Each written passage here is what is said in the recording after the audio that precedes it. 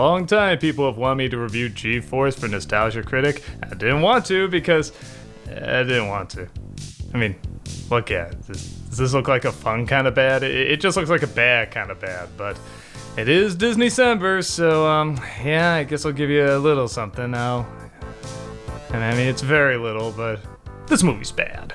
But as we talked about many times on the show, there's different kinds of bad. It can be a so bad it's good, so bad it's fascinating, and no, it's not any of those. It's the worst kind. It's the so bad it's boring.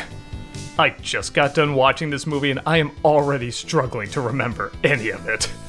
A special task force made up of guinea pigs and flies and moles are on a special mission to stop a bad guy from, you guessed it, taking over the world. You know the drill.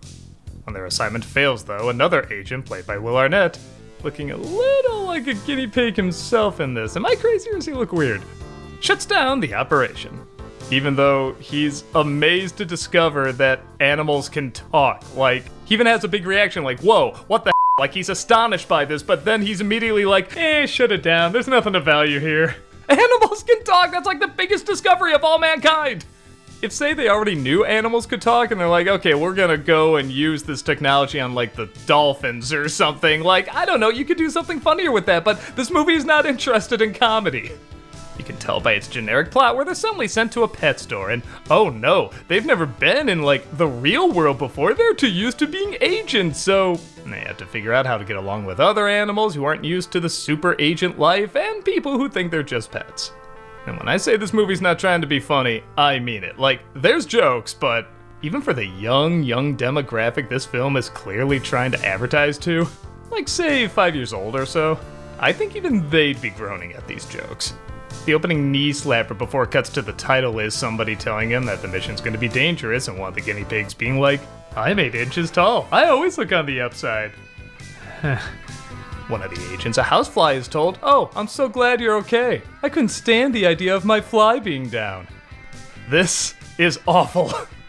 The interesting thing is, if it kept going with jokes this bad, to some degree, at least it would be a fascinating kind of bad. Like, wow, how can they come up with jokes this terrible? But they don't even do that many jokes. They just do, I guess, what a generic story like this would do. They just sort of work on missions and get used to being in a pet shop and then get used to being at a house. And they just say the most generic dialogue. Like, these characters really don't have much personality. Like, only the bare minimum so you can tell them apart. This is a Jerry Bruckheimer production, which, okay, I'm not gonna act like his movies always have quality, but for the most part he's done at least interesting stuff with Disney. I mean, it doesn't always work, but sometimes it does and becomes a big hit. This is just so cookie cutter and so dull. Even the CG on these things doesn't look that impressive. I was honestly wondering why the whole thing wasn't just animated. Does anything work?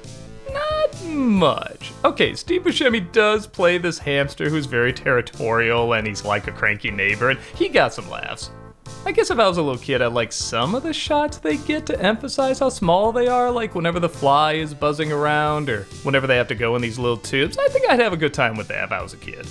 There's an okay running joke involving a love triangle, which they don't really take that seriously, and I'm happy about that. It's one thing I don't want them to take seriously. They kind of have this one character act like, well, she might be interested in this person, but if he becomes interested in me, then suddenly I'm not interested in them. And they kind of keep going back and forth with this, and yes, it's just one joke dragged out, but some of the writing for it is okay.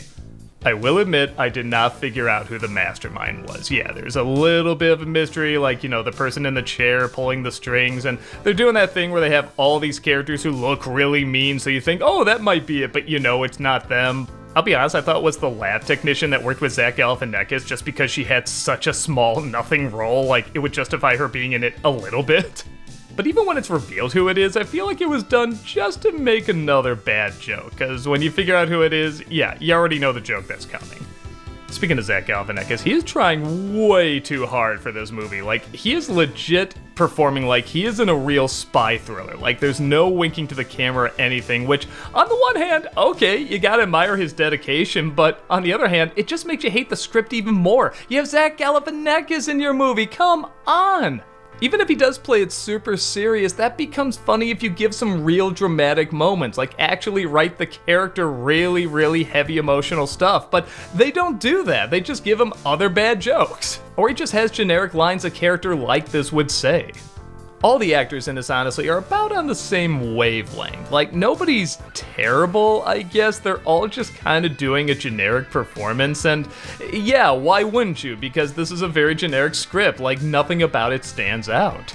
Nicolas Cage plays the mole, and they sped up his voice so you can't even tell, and again, they don't do anything really funny with it. He's just another member of the team, and man, what a waste of Nicolas Cage with a sped up voice. My god, if you gave me Nicolas Cage, I could do amazing things with it. If you gave me Nicolas Cage with a sped up voice, I could make miracles.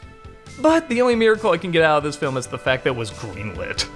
This is such a big nothing. I mean, if I did a nostalgia critic on it, I don't know what material I would get.